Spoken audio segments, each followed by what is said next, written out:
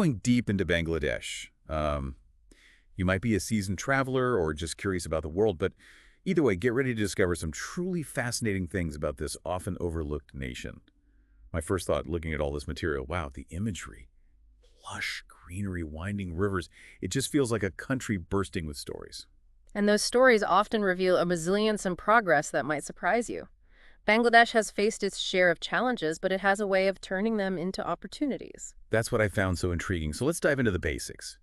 We know Bangladesh is a relatively young country gaining independence in 1971. But what really struck me is its population density. It's one of the most densely populated countries in the world. To put that into perspective, imagine squeezing the entire population of Russia onto the island of Great Britain. That's mind-boggling. Mm. It makes you wonder how a country so densely populated can also be described as a land of natural beauty. Well, that's where the rivers come. In the source material mentions over 700 rivers crisscrossing Bangladesh, earning it the nickname the Land of Rivers. But these rivers aren't just scenic byways, they're the arteries of the country shaping its landscape, its agriculture, and even its culture. 700 rivers. It's hard to imagine the impact that must have. It's not just about transportation or irrigation, is it? Not at all. Think about it. These rivers create a dynamic landscape that shifts with the seasons. During monsoon season, vast areas become inundated, creating fertile floodplains for agriculture. This constant interplay between land and water makes Bangladesh's ecosystem truly unique. That makes so much sense. It's not just about the number of rivers, but how they influence the very fabric of life there. Now let's shift gears a bit and talk about Dhaka, the capital city. What struck me was the description of its vibrant street life. Dhaka is a city that truly embodies the phrase organized chaos. You have ancient mosques standing tall amidst bustling markets overflowing with spices, rickshaws weaving through crowds, and the aroma of street food filling the air. It sounds like a sensory overload in the best possible way. Speaking of delicious food, the source mentioned fuchka as a must-try. What's the story behind this street food? Imagine crispy semolina shells filled with spiced potatoes and chickpeas, then dipped into a tangy tamarind water. Fuchka is a flavor explosion, a perfect example of how Bangladeshi cuisine blends simple ingredients into something extraordinary. Okay, you've officially added fuchka to my must-try list, but when I think of countries with strong cultural identities, Bangladesh doesn't always come to mind, but the source emphasized the profound importance of the Bengali language. And rightly so. Bangladesh is the only nation that fought for its language, leading to the establishment of International Mother Language Day. It's a testament to the power of language and cultural identity. That's right, it's celebrated every year on February 21st. It's a powerful reminder of the sacrifices made to preserve their linguistic heritage, and this deep connection to language is reflected in their literary tradition as well, right? Absolutely. Bangladesh is often called the land of poets. Figures like Qazi Nazrul Islam, their national poet, and Rabindranath Tagore, whose song became their national anthem, are revered for their profound contributions to Bengali literature. Tagore especially seems like a fascinating figure. Can you tell us more about his work and impact? Tagore wasn't just a poet. He was a polymath, a novelist, playwright, composer, philosopher, and even a painter. His works explored universal themes of love, nature, spirituality, and humanism. He was awarded the Nobel Prize in Literature in 1913, the first non-European to receive this honor. That's incredible. It sounds like his works transcended cultural boundaries and spoke to the shared human experience. And it's interesting how his work ties back to the importance of the Bengali language in shaping Bangladesh's cultural identity. Exactly. Language is more than just a means of communication. It's a carrier of history, culture, and values. Tagore's work embodies this beautifully. It makes you realize how much we express and understand ourselves through language. But enough about poetry for now. Let's move on to something that always gets me excited, food. What makes Bangladeshi cuisine so special? Bangladeshi cuisine is a symphony of flavors. It's a blend of South Asian traditions with distinct regional variations. Think fragrant spices, fresh herbs, and a focus on fresh river fish. And you can't forget the rice, the staple of almost every meal. The source highlighted Hilsa fish curry. What makes this dish so special? Hilsa is considered the king of fish in Bangladesh, and for good reason. It's a delicate fish with a unique flavor that's best enjoyed during monsoon season when the rivers are teeming with them. The curry is made with mustard oil, green chiles, and a blend of spices that create a symphony of flavors, slightly sweet, a little tangy, with just the right amount of heat. It's a must-try if you ever visit Bangladesh. Okay, I'm sold. Hilsa fish curry is officially on my list. But it sounds like there's so much more to Bangladeshi cuisine than just Hilsa. What else should we be aware of? Well, you can't talk about Bangladeshi food without mentioning biryani. This mixed rice dish is a staple at weddings and celebrations. It's usually made with meat and vegetables cooked in a large pot with aromatic spices. Every family has its own secret recipe passed down through generations. Biryani is always a good idea. And are there any unique desserts or sweets that we should know about? Oh, absolutely. You have to try pithas, which are traditional rice cakes. They come in a fascinating variety of shapes and flavors from sweet to savory. Often made during festivals and special occasions, they're a delicious representation of Bangladeshi culinary creativity. It sounds like Bangladeshi cuisine offers a real adventure for the taste buds. But beyond the culinary delights, the source material also painted a captivating picture of Bangladesh's natural wonders. Where do we even begin? Well, we could start with the Sundarbans, the largest mangrove forest in the world and a UNESCO World Heritage Site. It's a truly magical place, a labyrinth of waterways, dense forests, and teeming with wildlife. The source mentioned cruising through these dense forests and encountering the Royal Bengal tiger. It sounds both exhilarating and a little terrifying. What's it really like to experience the Sundarbans? Imagine gliding through narrow waterways, the air thick with humidity and the scent of the forest. Sunlight filters through the dense canopy, creating an almost ethereal atmosphere. And then you might catch a glimpse of a magnificent royal Bengal tiger, a creature that embodies the wild beauty of the Sundarbans. Wow, that's an image I won't soon forget. Yeah. But the Sundarbans aren't the only natural wonder Bangladesh has to offer, right? Not even close. The country boasts an incredible diversity of landscapes, from rolling hills to pristine beaches.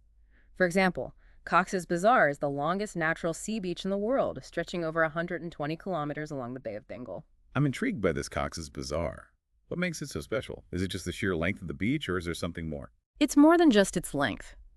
Cox's Bazar has a unique energy. During the day, it's a vibrant scene with families picnicking, children playing, and vendors selling snacks. As the sun sets, the beach transforms into a tranquil paradise, the sky painted with hues of orange and purple. It's an unforgettable spectacle. That sounds absolutely magical. It makes me want to book a flight right now. But let's not forget about the Chittagong Hill Tracts. The source described them as having breathtaking landscapes and serene lakes. What sets this region apart? The Chittagong Hill Tracts offer a completely different experience from the bustling cities or coastal areas. Imagine rolling hills covered in lush forests, cascading waterfalls, and tranquil lakes. It's a place to escape the hustle and bustle of everyday life and reconnect with nature. It sounds like the perfect antidote to our modern, always connected world. Yeah. And what about those tea gardens I've heard so much about? Ah, yes. The tea gardens of Sylhet are truly picturesque picture. Rolling hills, blanketed in vibrant green tea plantations, the air fragrant with the aroma of freshly picked leaves. It's a sensory experience that stays with you long after you've left. It sounds like a tea lover's paradise. From bustling cities to serene tea gardens, Bangladesh seems to offer a remarkable range of experiences. But there's another dimension to this country that we haven't explored yet. Its resilience. That's right. Despite facing numerous challenges from natural disasters to poverty, Bangladesh has demonstrated remarkable strength and determination. It's a country that constantly defies expectations. That's what makes this deep dive so fascinating. There's always something unexpected around the corner. Exactly. And in the next part of our deep dive, we'll delve into that resilience, exploring how Bangladesh has turned challenges into opportunities and emerged as a leader in unexpected ways. You know, it's amazing how Bangladesh, despite facing so many obstacles, has made significant strides in areas like education, women's empowerment, and economic growth. It's a testament to the human spirit's ability to overcome adversity, and one of the most striking examples of this resilience is the rise of Bangladesh's garment industry. It's true. The source material mentioned how Bangladesh has become one of the world's leading exporters of ready-made clothing. But I'm curious about the complexities of this industry. What's the story behind its success, and what challenges does it face? The garment industry's growth in Bangladesh is a fascinating case study. It started in the 1980s, fueled by low labor costs and a young, eager workforce today. It accounts for a significant portion of the country's exports and employs millions of people, many of them women. That's a remarkable transformation in a relatively short period.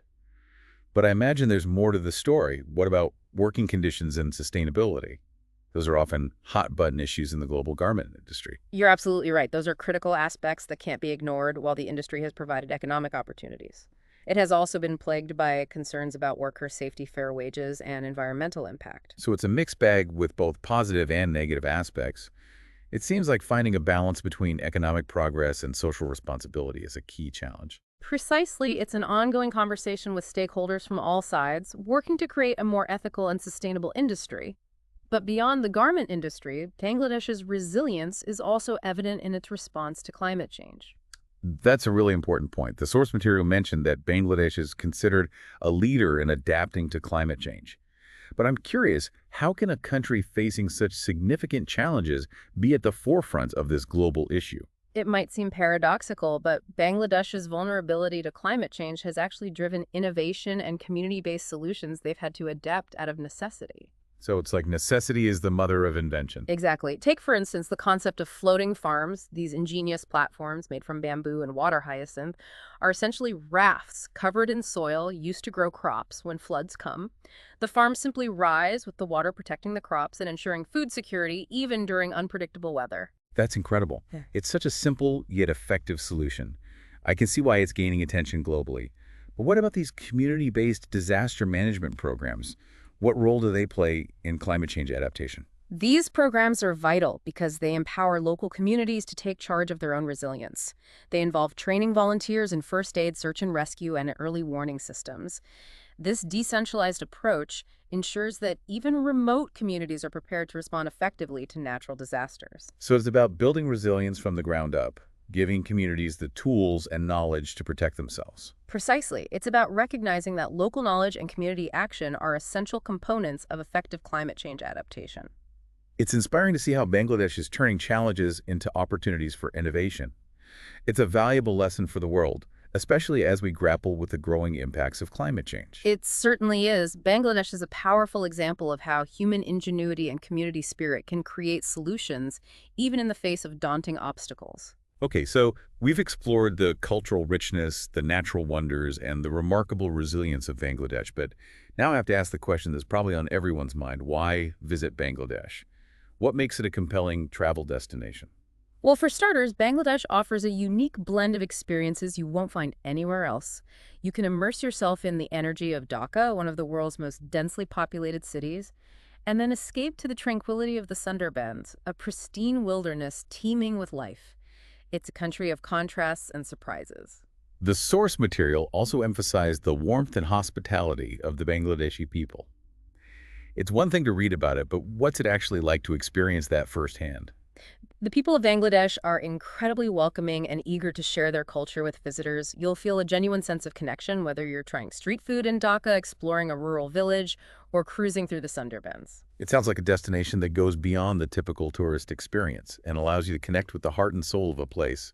Exactly. It's a chance to step outside your comfort zone, to challenge your preconceived notions, and to discover a new way of seeing the world. It's interesting how, throughout this deep dive, Bangladesh has constantly challenged my expectations. It's a country that defies easy categorization. That's one of the things that makes it so captivating. It's a place that will stay with you long after you've left. So as we wrap up this part of our deep dive, I have a question for our listeners. What aspect of Bangladesh resonated with you the most?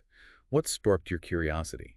We'd love to hear your thoughts. And remember, this is just a glimpse into the multifaceted world of Bangladesh. There's so much more to discover, to explore, to experience. As we've been exploring Bangladesh, one thing that has really struck me is how interconnected everything is: the rivers, the people, the culture, the challenges, the triumphs. It's all woven together into this incredibly vibrant tapestry. That's a beautiful way to put it.